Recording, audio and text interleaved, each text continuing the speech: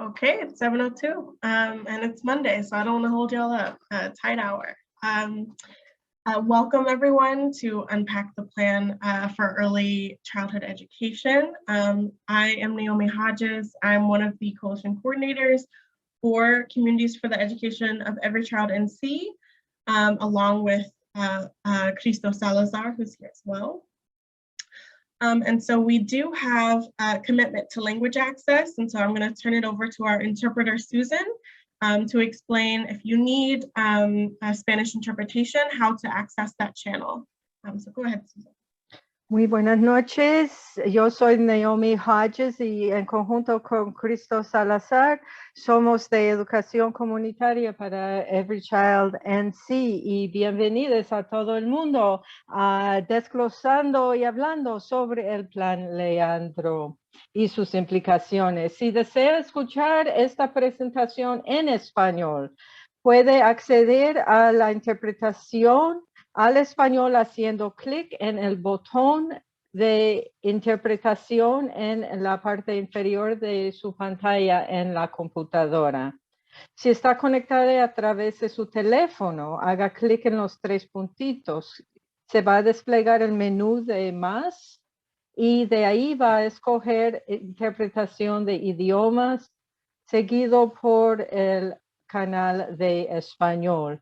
Por último, tendrá que pulsar el botón en la parte superior de la pantalla que dice Done, finalizado o listo. So if you would prefer to listen to this presentation on Zoom in Spanish, please click the language interpretation button at the bottom of the screen and then click the Spanish channel. If you're on your telephone on the Zoom app, hit the three little dots for the More menu, then Language Interpretation, then your language, followed by the Done button at the top of the screen. Muchísimas gracias a los organizadores por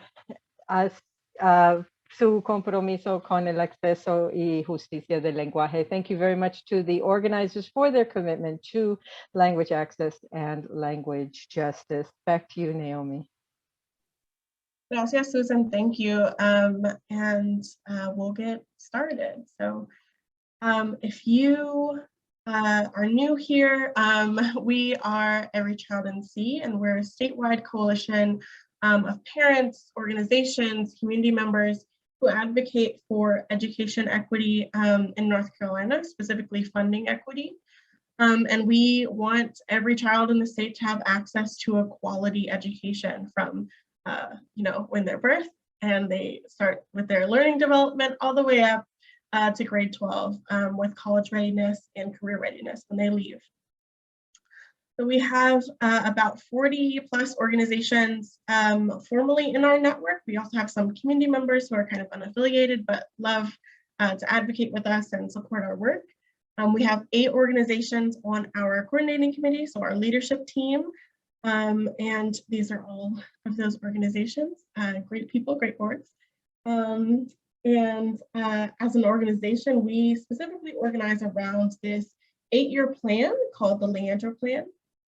And if you don't know what it is, it's a plan that is based off of the 2019 WestEd report to provide all students with a sound basic education.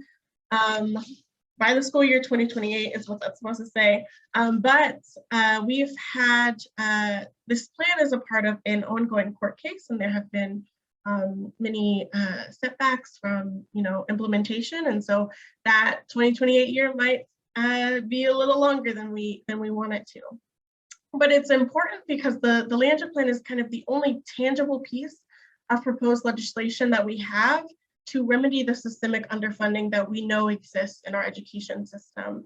And specifically, it outlines financial support for increasing access and quality early childhood education and resources for families, which is what we're going to talk about today. And then kind of what's in the plan. So the plan has many elements, but specifically, the plan calls for high quality, diverse, supported teachers and principals, adequate and equitable funding, particularly for our at-risk students, an assessment and accountability system so that, we're not just spending money where we might not need to, and also to make sure that the money keeps coming so that we have it for the programs that we know we need. Support for low performing schools and districts. Like I said, alignment of high school to college and career opportunities to make sure our students are ready to leave. And what we're going to talk about today, access to pre-K and other early learning opportunities. And so we're going to hear tonight from several early education advocates and supporters. So Dr. Jessica Lowry Clark. Jessica's worked in the nonprofit and higher education space for several years. She is currently the executive director of the Robeson County Partnership for Children, which is in Lumberton, North Carolina. And she's married to her husband, Timothy, and has 2 children. And her family are members of the Lumbee tribe. Elaine Zuckerman is a member of our Every Child NC Coordinating Committee, but she's also the Infant and Toddler Education and Advocacy Coordinator for the North Carolina Early Education Coalition. And she helps with the Think Babies initiative, which is specifically working for funding and policy changes for prenatal issues and babies up to age 3, I believe. Elaine also works for she worked for the Durham's Partnership for Children, and she's also a proud mother of a toddler. And Frenchie Davis is an early education provider in Rocky Mount. He is the director for Rocky Mount Daycare. And I believe they recently moved into a new facility in Rocky Mount, which is amazing. And it's called the Foundation Builders Academy Childcare Development Center. Frenchie is a great advocate for access to quality, affordable early childhood education. He works every day with families and children to give them that essential foundation for learning and development. And so before we go into our panelist discussions, something that I wanted to give some background on is what's happening with early education funding and what are the trends, so that we all come into this conversation with a little bit of knowledge. And so the North Carolina General Assembly, so our state elected officials, our state governing body, it's responsible for the bulk of education funding in North Carolina. And they've been consistently underfunding resources for our education system. We know for at least the past 28 years, because that's when this funding court case started in 1994, but for longer than that. So funding hasn't kept up with our state's needs. Early childhood funding has remained 1% of the state's budget, and it's stagnant. State funding for Smart Starts programs, which we'll hear a little bit more about, North Carolina pre-K, child care subsidy assistance, and other child care services, they've decreased. It's reduced families' access to high quality, affordable early education. Childcare is less available, right? Every county in North Carolina is considered a childcare desert. So there's fewer providers than normal, or than we want, and they're less affordable. So they're now exceeding the cost of public college tuition. And so, when you're thinking with your child, I have this child, maybe I'll start planning for college tuition. You might actually have to start thinking, maybe I'll start planning for early education, because that's more immediate and it's expensive. And so what's this impact of underfunding? We'll hear some more personal experiences, but overall, only about half of eligible children are served by the North Carolina pre-K. And that is the state's high quality pre-kindergarten program for 4-year-olds. Historically, the waitlist for child care subsidy assistance has exceeded 50,000 children each year, and the reimbursement rates aren't equitable, and they don't fund the full cost, right? And with reimbursement, you have to have that money in your bank account in the first place to pay for it. Child care teachers remain wildly underpaid, and they earn an average of $12 per hour without benefits usually, and because of this, they're leaving the field at high rates. And then funding for Smart Start is below pre-Great Recession levels, despite our growing state needs. Our state funding isn't keeping up with what we need it to in this early education space. And so now I'm going to turn it over to our panelists, but I want to start off with this question for Jessica, and Elaine and Frenchie, you're more than welcome to jump in. But Jessica, if you could tell us a little bit about the work that you do, Smart Start program, and why it's important that we properly fund it. Thank you, Naomi. Again, I'm Jessica Lowry Clark, Robeson County Partnership for Children. We're located in Lumberton, so that's in southeastern North Carolina. We support Smart Start. We also support the North Carolina pre-kindergarten program, and we also have a children's museum known as Exploration Station, targeted for young children in our area. So Smart Start is an early childhood system in North Carolina. We're actually known to have the first early childhood system in the US. We actually have systems that were modeled after Smart Start across the country, so we're very, very proud of that. There is a Smart Start agency in every county. So if you are not familiar with your county's information, you can send me a message in chat and I can help you find that. So when I say an early childhood system, I often tell people in my community, you know what public education is or private education when a child starts kindergarten. Well, we are that education and support system prior to kindergarten. So we actually start some of our services when mom is actually pregnant. So we have services provided that early on for the child. And then we actually have services that begin at pregnancy that will go until the child enters kindergarten, with our main focus of ensuring that all children are prepared for kindergarten in the state of North Carolina. We focus on three main areas in Smart Start. We focus on child care. We also focus on family support, and we focus on health as well. And it's very important that we continue to fund Smart Start, especially at a level that ensures that we can serve all children in the state, because we know through research that 85% of a child's brain is developed in those early years. So before, when they reach that age of 5, some start, kindergarten right after that or shortly after, we know they have all that brain development. So we want to make sure that we are providing high quality services, high quality child care, and also high quality parent engagement and health for all children to ensure that they're prepared for that start in kindergarten.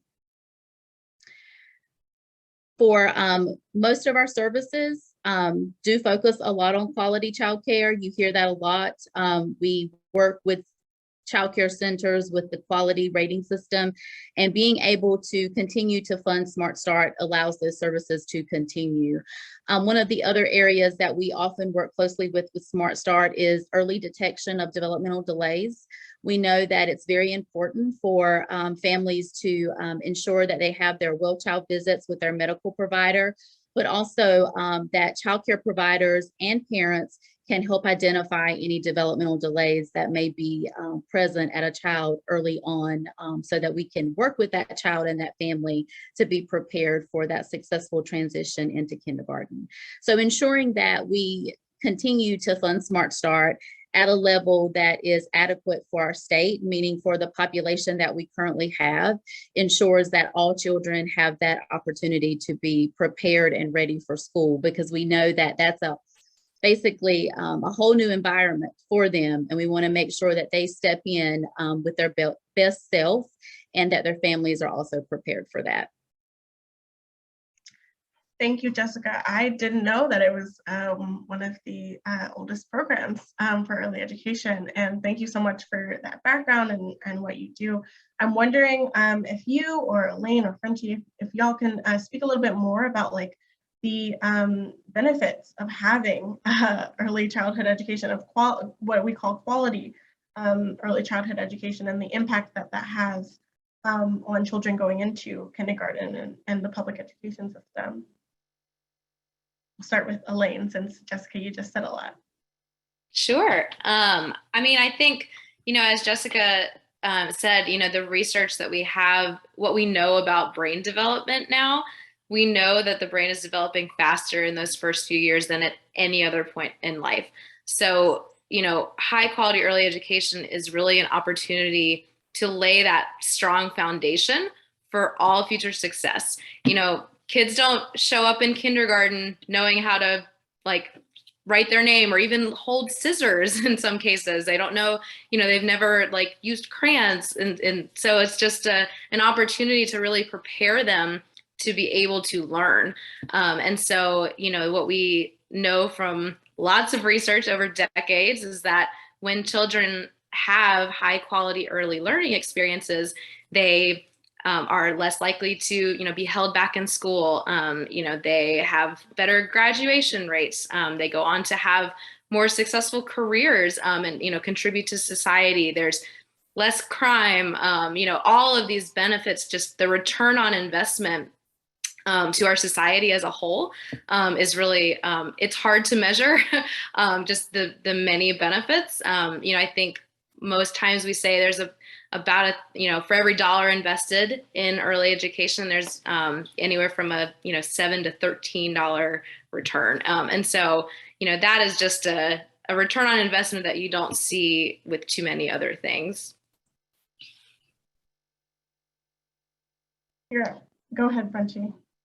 Yes, it is important about young children getting a high quality child care. I'm gonna use it from my perspective. When my son was getting ready for child care, you know, I was the parent that wanted my son to go to his grandmother's house because of the cost. And you have to. I look at it as investing in your child. And you have to make it as an investment. And, you know, a lot of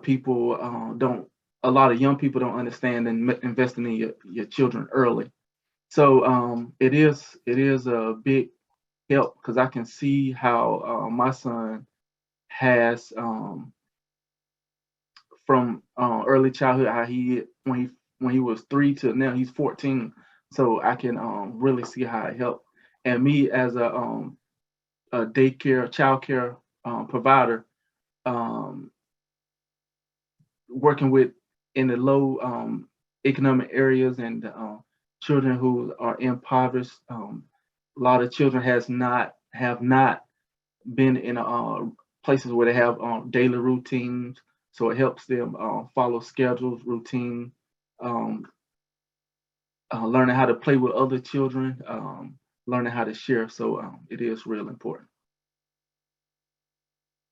And before we move on, I just want to add one other thing to build on this, which is that we've all talked about how important it is for young children, which is our focus. Of course, we all want what's best for our children. The other thing that is really important about early education is how much it also supports families, working families, who are often at the early stages of their career and being asked to pay exorbitant prices, you know, for education, which is then free when their kid turns 5. You know, and it supports communities because without childcare, a lot of parents can't go to work. And so if there's no workforce, you know, what happens to our economy? And so the benefits of high quality early education, you know, first and foremost, we want to think about those children, but it goes so far beyond that in ways that a lot of other things just don't.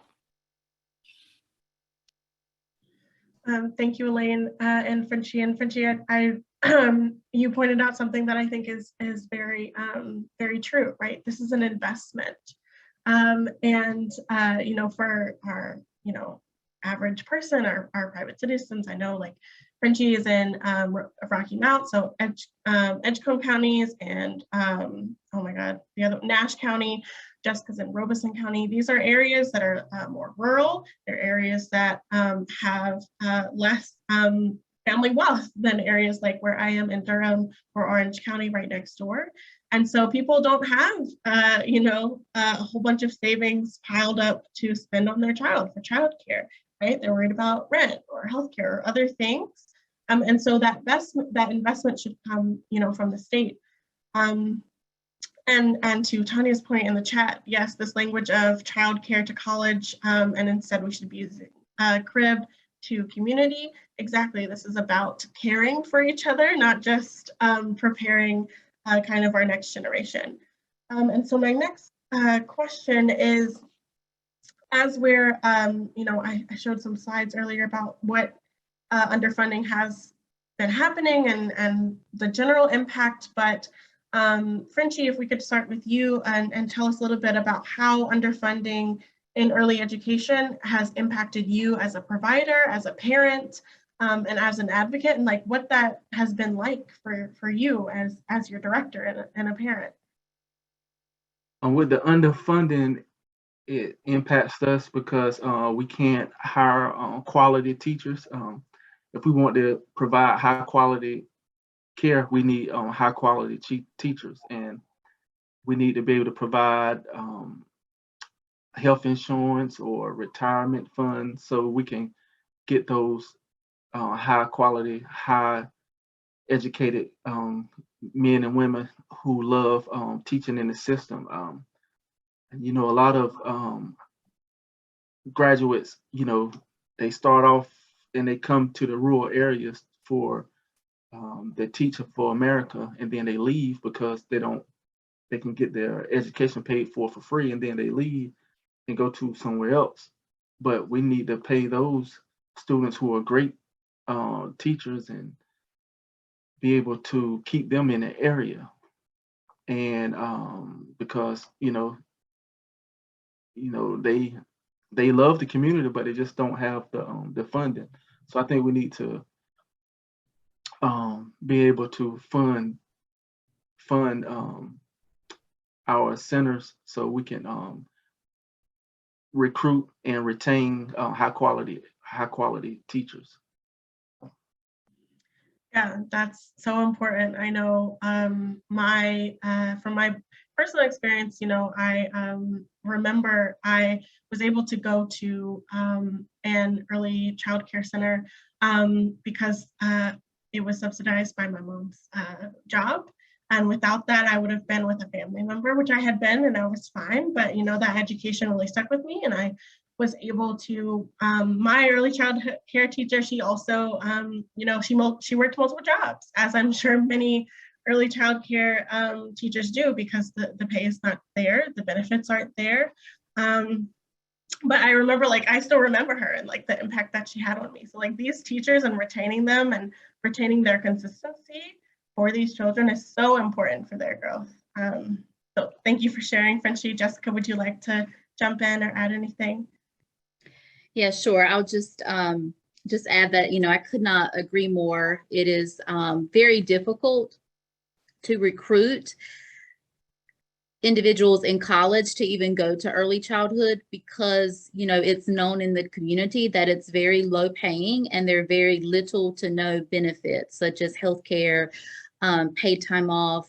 And so when you have an environment that is like that and you have an individual that is going to college, then typically they're going to lean in a different direction because we all want to be at a place where we can provide for our family. So we really need to adequately fund childcare in North Carolina so that we can ensure that we can retain high quality teachers, because we know that high quality teachers help children learn and engage at their best in the childcare facilities. Go ahead, Elaine. Yeah, I think, the underfunding has led us to the point that we are in right now, which is a crisis. It was a crisis before COVID. It has certainly been exacerbated by the pandemic. But truly the way we finance early education in North Carolina and in the country, that the finance model is broken. Childcare is really expensive to provide. It's staffing makes up the bulk of, a provider's budget, as Frenchie's mentioned already. And at the same time, teachers are paid extremely low wages because childcare programs are relying mostly on parent tuition, and parents can't afford to pay more. They already can't afford to pay what they're paying. And so, we think of it as we need to work towards a place where we're funding childcare as a public good because that's what it is. We don't ask parents to pay the full cost of, third grade, right? Because it would be crazy expensive and no one would think that that's a reasonable thing to ask. But educating an 8-year-old and, providing high quality early education for a 3 or 4-year-old, they're one and the same when you look at the benefits. And so the way that we finance childcare has to change. And the only way to do that is with a greater public investment. Exactly, Elaine. And I had 2 things that I want to touch on, but I'll start first. You mentioned, the pandemic, and obviously I talked about this underfunding happening for 28 plus years. So it's been before this pandemic has started, but I'm wondering if our panelists can talk a little bit more about what obviously costs, but what other barriers might exist for families looking for early child care providers, access. And I know, Jessica, you mentioned how families with children with disabilities, how they might navigate that. So what barriers exist, and maybe how have they been exacerbated by the pandemic, or maybe the pandemic has opened new opportunities that we should re-up as we emerge back out? Yeah, as you said, we were already at a great disadvantage in childcare prior to the pandemic, and it absolutely made it worse. I mean, here in Robeson County, trying to find infant care is almost impossible. Even if you add your name, try and get your name on a list very early in your pregnancy. It is very expensive for a child care facility to provide care for infants because the adult-child ratio is fairly low, obviously, because it's very time consuming to care for a newborn, an infant. So because of the cost, the care is just not here in this county. There are very few child care facilities that you can get your child in before they actually move up to a toddler classroom. So it's very unfortunate for the families.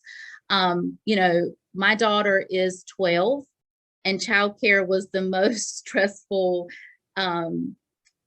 area that we had to tackle. And I'm the Smart Start executive director, and I was when she was 12 years old, and it still was a huge challenge then, and it's even worse now. So it's definitely an area that, as you said, it's not something that we can expect the private sector to be able to overcome without an investment, a larger investment of state funds and federal funds to be able to conquer this problem. It's not just a problem that we can fix in Smart Start, in NC Pre-K, or as private childcare providers, or even in Head Start. Thank you, Jessica. Frenchie, did you want to add anything kind of about what you've been experiencing out in Rocky Mount? Yes, one of the barriers that we're having is behavior problems with the young children, and being able to redirect those behaviors now. So when they get kindergarten age, they won't have those behavioral problems because they're not used to structure and getting some of the same resources that some of the school system have, like counselors that helping redirect the young children, helping with teachers how to redirect and model for them. So that's a big problem because of that's going back to high quality teachers. We don't have a lot of teachers who specialize in behavior with children with a lot of behavioral problems. So that support with a high quality teacher is kind of like you need 2 teachers, one who can deal with the behavioral problems, instead of just hiring one high quality teacher who has the experience and all the techniques that they need to work with that child. So behavior problems is a big barrier in childcare. Thank you, Frenchie. And I think you're getting at something that Vanessa Abernathy kind of put in the chat, was like, can we have early childcare associated with healthcare facilities, and this issue of having and retaining early education providers and teachers who are trained to deal with these issues, right? And to support all of our children and their different needs. Elaine, would you like to add something? Sure. I was just going to add, it was mentioned on one of the slides, but, every county in North Carolina is considered a childcare desert. And so what that means is that there are at least 3 children for every 1 slot in licensed childcare. But in North Carolina, the average is 5. In some counties for infants and toddlers, it's in the 20s. So you're talking 25 babies for 1 slot. And so what are parents supposed to do? As Jessica said, people are getting on waiting lists when they're very early in their pregnancy. I did the same. I have a 2.5-year-old. It took a couple of years until he got into the center where he is now. It's really hard to find. And that problem is made much worse in a low wealth and rural county because there just aren't as many providers. Fortunately, most programs have survived the pandemic because of a federal investment in relief funds. If it wasn't for that, we would have way fewer programs than we do today. But even still, a number of programs did have to close because of the challenges of providing care during a pandemic. Parents took their children out of childcare in a lot of cases, for safety concerns, health concerns. And because programs rely on that parent tuition for basically their whole budget, that was a huge challenge. And so I think, when we look at the statewide picture of how our families accessing childcare, it's a question of, is there even childcare to access in these counties? And so what can we do? What public funding is needed to support childcare programs in opening and expanding? A lot of programs don't offer infant and toddler care because, as Jessica said, it's more expensive than any other type of care. And so, those are the things that the Leander Plan really touches on, a lot of pieces of this to try to add up to a better picture for families, but also for providers. One of the ways that the state does invest in families affording childcare is through childcare subsidy assistance, but the reimbursement rates are out of date. They haven't been updated in many years, and they were never enough to begin with. So when the reimbursement rates don't cover what it costs the provider to provide that care, it disincentivizes providers to offer that service. So, families with very low income who are qualifying for subsidy, they often can't even find a spot if they do get a subsidy voucher because there aren't enough programs that can afford to offer that subsidized care. So that's, kind of a in the weeds issue, but, we really have to look at how we are structuring our reimbursements, to make sure that programs are able to provide care for low income families who need it the most, and especially in our more rural and low wealth counties. Thanks. Thanks, Elaine. I have one more question for all of you before we kind of turn over to Q&A. And that is for each of you to answer, but it is, what's something that you want to see change in policy or in funding or both in the next year or the next 5 years, and why that thing? And so we can start with Jessica to round us off.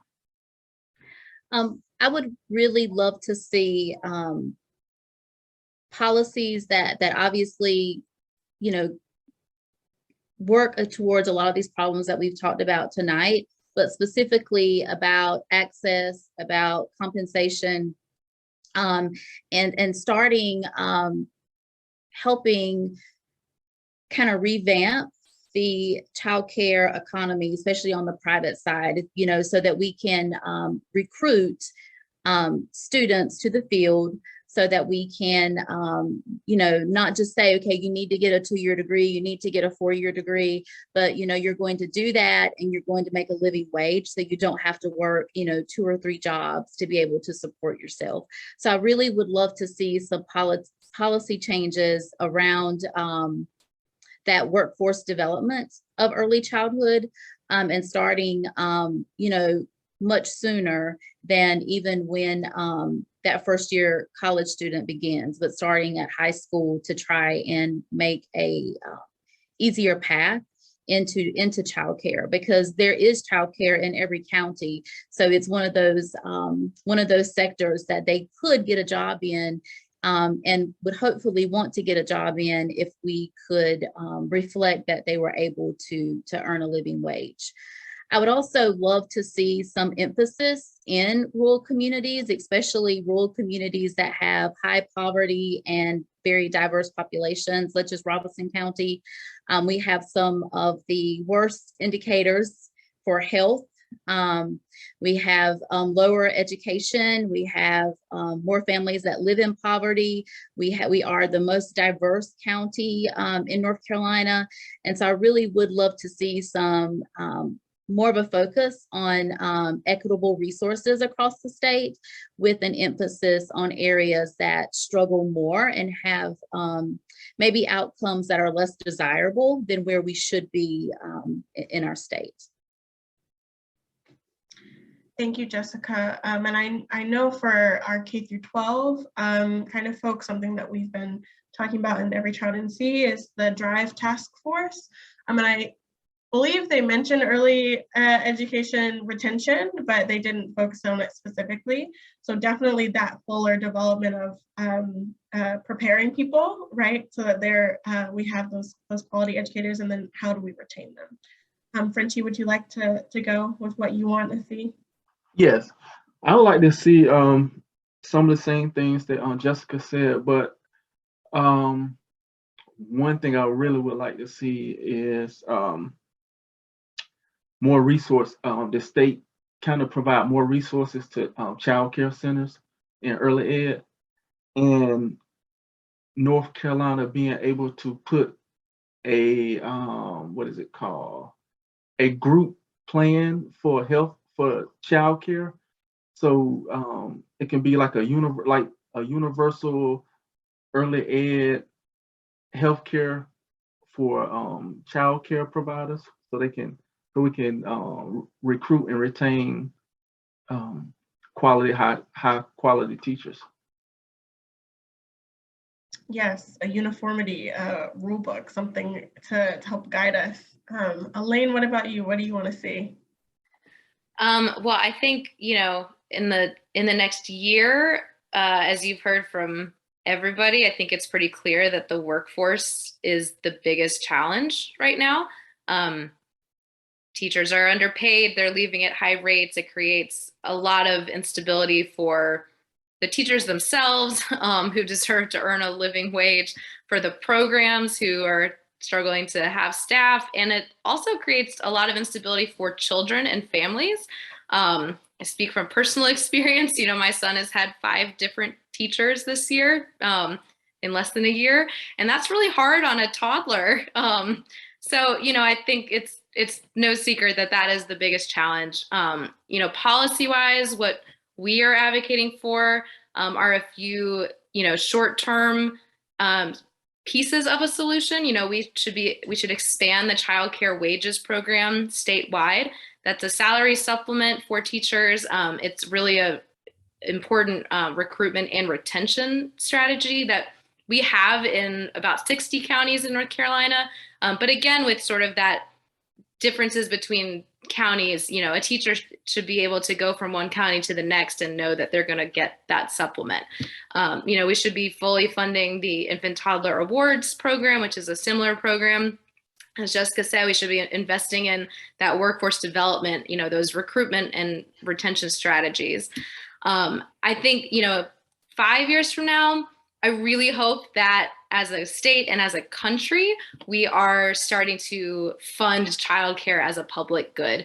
I think we got really close at the federal level to a big investment that would have gotten us, you know, on that path. I'm certainly not giving up hope for that happening. I think it will happen because childcare is essential. It was always essential, but the pandemic has made that clear to everybody.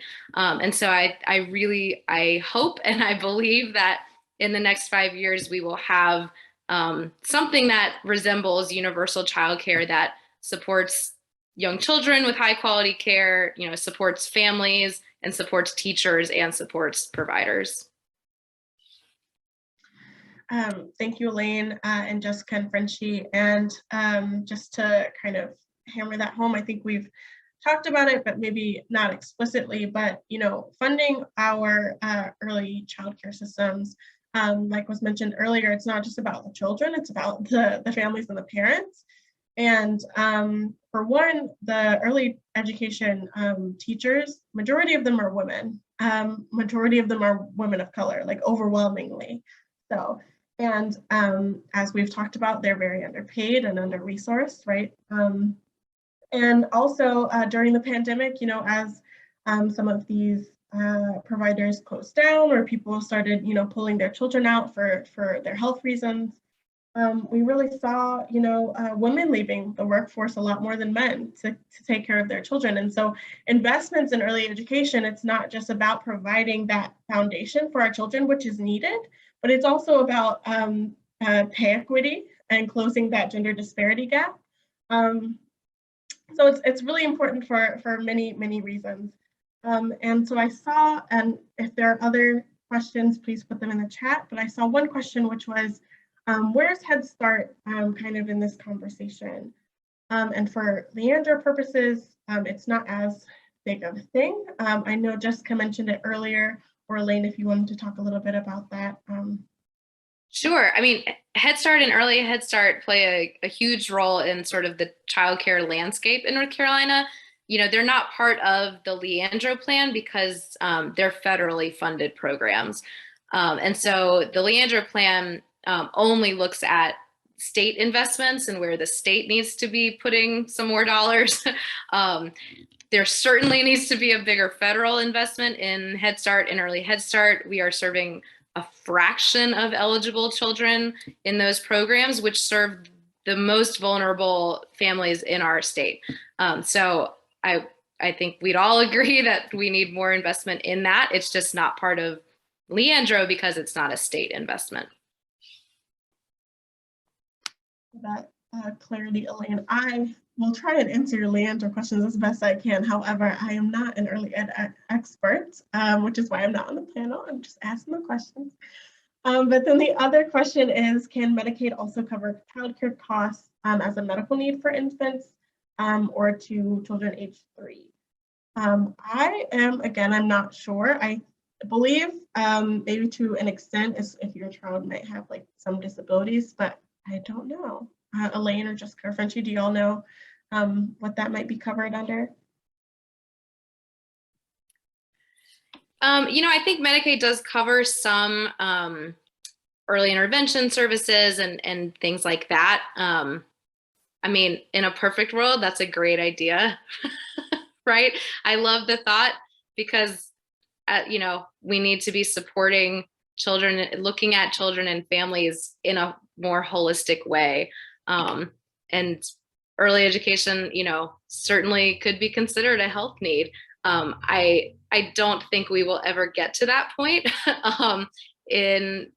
at least not in North Carolina. I think first I would love to see us expand Medicaid as a first step. But, you know, currently Medicaid, you know, doesn't pay for childcare.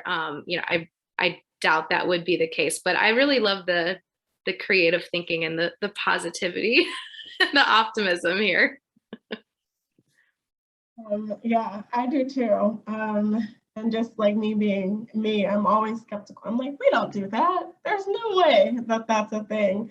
And then kind of this other question that I've been thinking about is, what are some reasons that like the General Assembly has the overall budget for our state at 1% for early education? That just seems so small to me. And how do we advocate, for what can we say to them to get them to, listen, to incentivize them to make it more. I always, tell my board members and my staff and our parents that, just tell your story. Tell your story about your struggles in childcare. Even the parents with the most resources have struggles in childcare. So everyone has struggles in childcare. It's not, just one family, it is across the board. So tell your struggles to your elected officials. Tell them, like Elaine said, that her toddler, I think it was, had 5 teachers in 1 year. Where's the sustainability in that for that child?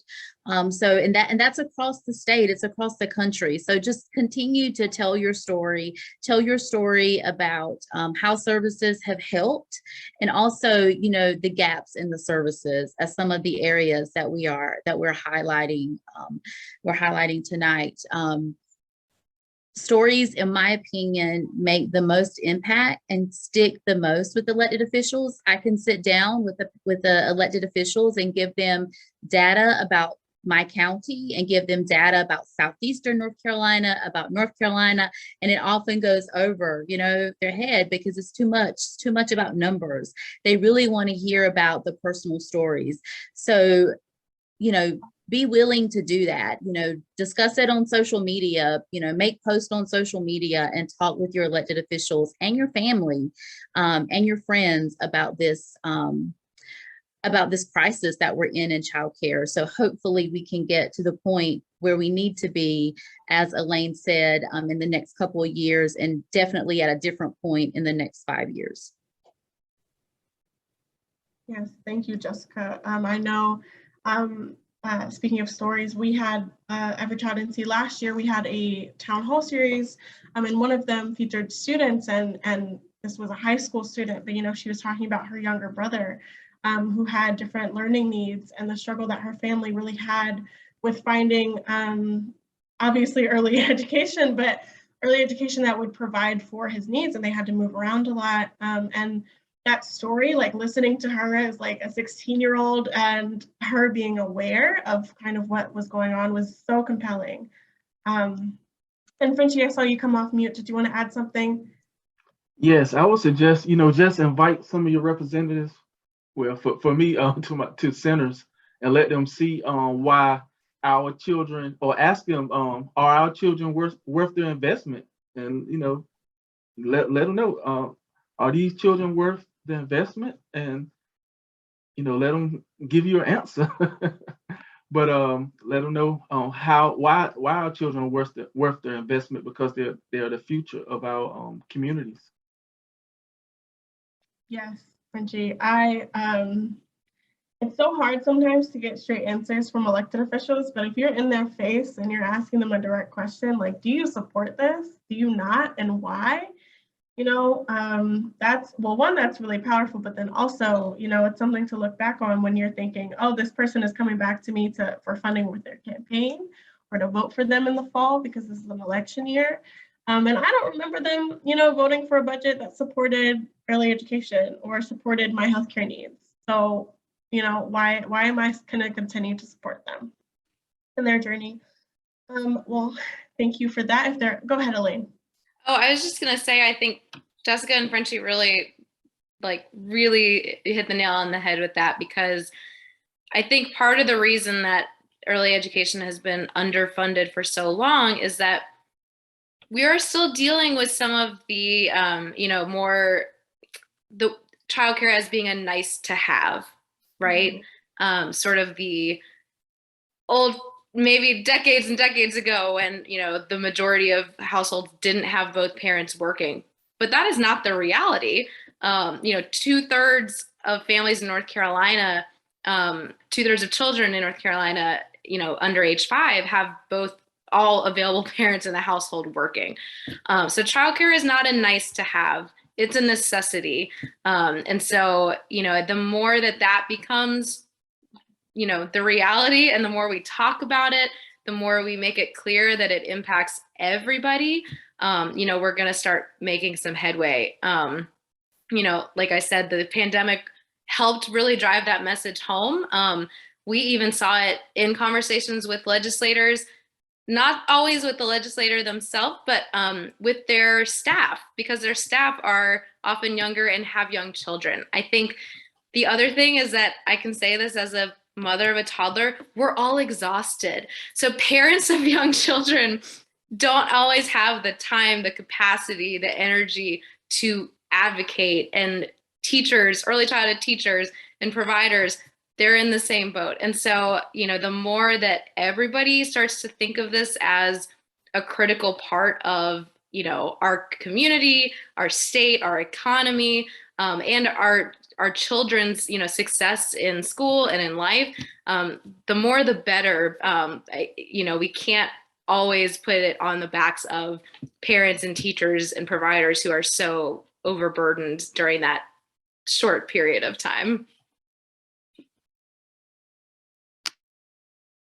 Exactly, Elaine. And, sometimes when you're just like going through something, you're just trying to get through it. And also, I think as we kind of normalize these things in a lot of ways, we don't question like why they exist or think about ways that like they can change. Or, if you're someone like me, you don't know that like the state could be funding this. You think that it's just on the provider, it's just on the district, and that's not always the case. You don't know exactly who to turn to with your questions, with your advocacy. And kind of this, another question, and then I'll turn over to some resources and things for people to do. But it was mentioned earlier, the reimbursement process.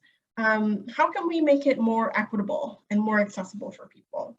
You'll have suggestions or programs that you like in other states?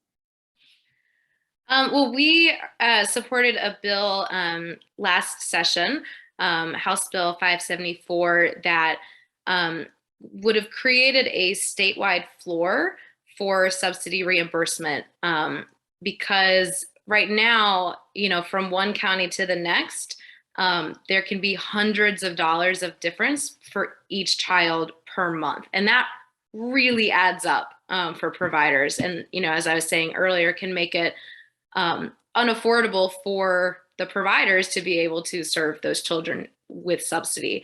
And so, if we can establish a statewide floor, it would help create better equity geographically. It would help providers be able to provide that care. The bill also would have raised every county up to the 2018 rates, because believe it or not, in 2022, we're not even at the 2018 rates yet. So, that bill would have done a number of things, and it unfortunately wasn't funded. We're going to keep fighting for a new rates structure, because ultimately, the reimbursement rate needs to get closer to covering the cost of providing care in order for providers to be able to do it. Thank you, Elaine. Jessica, did you want to add something? I wanted to say also, making decisions based on data. Sometimes just taking a look at some of the areas that need more resources is a way to do that. And sometimes I think that it's overlooked often, when bills are written or decisions are being made, and or voting no to things and not really looking at the impact on various areas. So really looking at the data, being able to ensure that you are providing more resources for areas that need it most. And I kind of want to go back to the other question. I want to say it's just so important to vote too. I just don't, I can't stress that enough, making sure that you vote and you encourage your family and your friends to vote as well. Thank you, Jessica. Yes, that is so important. And to Henrietta's question, kind of very quickly, could there be an expanded tax credit for all parents to be able to afford high quality care? I'm sure that is something that could be done. And our legislator has an upcoming session where they could discuss that. Will they discuss it? We'll see. But it's definitely something that's possible. It's just not something that like it's necessarily in the Leander Plan or that we've talked about. So like I said, there are many options for ways that we could address these funding inequities. It's just Leander's the one that we can point to that exists. And so if our legislator wants to come up with other ways that would do the same thing, we're more than happy to hear them out. And what do you see as the role for businesses? I think for businesses, well, I'll let the panelists answer that one. What role do businesses play in kind of this funding and resource allocation? You know, the one thing I'll say about communities as a whole is sometimes they don't realize childcare is a business. Mm-hmm. You know, it is a business. And in order for businesses to have employees to be productive in their business, they need to have their staff at work. And if their child is getting quality childcare and the employee is not stressed about, you know, 5 teachers in a year turning over in the class, then they can be more productive in the workforce. So it is so important for our economic impact to have high quality childcare and access to high quality childcare across the state. Thank you, Jessica. I do want to move us kind of towards, Frenchie, please. Oh yeah. Thing business can do is just, like you said, invest in their employees. Maybe give stipends of, you know, helping parents that they employ. Give them a certain length of time or number of hours that they can spend with their child in a high quality care. I think that would really help. Thank you to our wonderful panelists. I know we're coming up on time in a few minutes, so I will send out the information, but if you can stay on a few more minutes. But we've talked about it, but kind of this is just the slides, and if you're a visual person like me, you have to see it to really comprehend it. Of what does the Leander Plan mean for early education? We've talked about the problems, we've talked about kind of a little bit how the Leander Plan would help, but more specifically, it would increase funding for Smart Start and provide that community support for childcare, right? It would expand North Carolina Pre-K, again, that program for 4-year-olds before they enter kindergarten, and improve our reimbursement rates. It would increase funding for the child subsidy program so that more families can be served, and create like more equitable reimbursement structure, and provide stable funding for childcare providers, right? So a lot of the funding that we've seen like federally and from the state kind of throughout the pandemic has, it's non-recurring, which means it's not always going to be there. And so we need more stable funding for childcare providers. The plan would also, like we said, it would provide salary supplement programs, such as childcare wages and infant toddler educator awards, and work on recruitment and retention strategies, expanding the infant toddler program to provide early intervention services. And it would explore ways to support the healthy development of infants and toddlers with learning programs and expand access to home visiting, right? Not every child or family like is able to have their child in early education all the time. So home visits are really important. And you can find more information about this on the Every Child NC website. Again, I will send out all the links and this PowerPoint after our discussion today. So by the numbers specifically, if you're not a numbers person, just kind of bear with me. But the first 2 years, it's an 8-year plan, but the first 2 years would include approximately $190 million for early education. And this past year, for some background, that seems like a lot of money, and it is.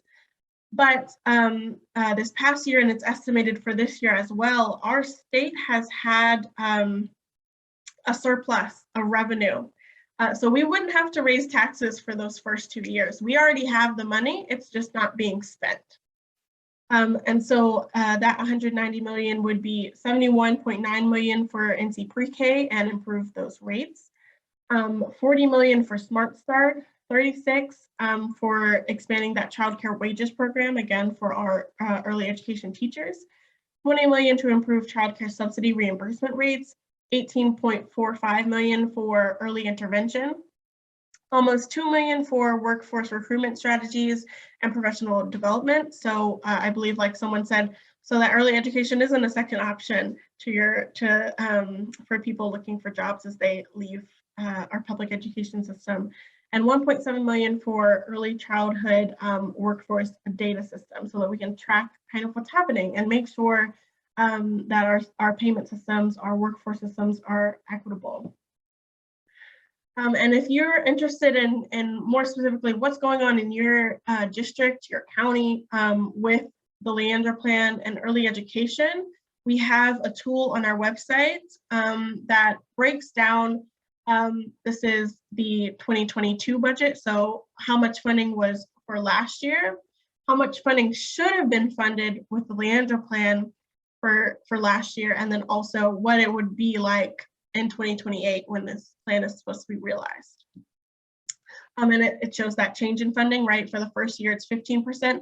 By 2028, it's a 300% increase. And so if you're interested in what your county would look like, you just go over to this little toggle and it comes down and you can go through. But this is Edgecombe County, which is one of the counties that Frenchie services. And something else you can do, you can work with your early education providers and your local school districts to pass the Leander Resolution. And so this resolution is saying they support the full Leander Plan, fully implementing it, fully paying for it. They want to see those recommendations in our policy changes. And it's a way of showing the state that, like, hey, your constituents, your community members want this. And they want it passed. And so if you have someone on the school board or someone who is an early ed provider, go check that out on our page. And then you can also engage. You can come to some of our other events. You can join Every Child in C if you would like to be a partner and learn more.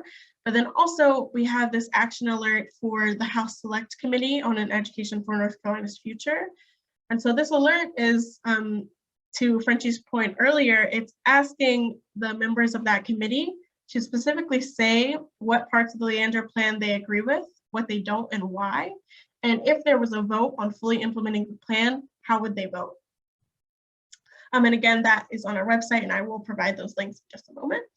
And if you have any other questions for Every Child in C, here's where you can find us. Our website is a good place to start. Our emails are there. My email is there as well as Cristo. So thank you everyone for bearing with me these extra 5 minutes.